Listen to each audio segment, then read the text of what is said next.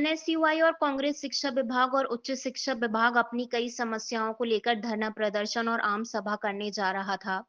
इसके पहले ही तेज हवा और आंधी की वजह से उनका टेंट धराशायी हो गया। हालांकि इस दौरान कोई हताहत नहीं हुआ है।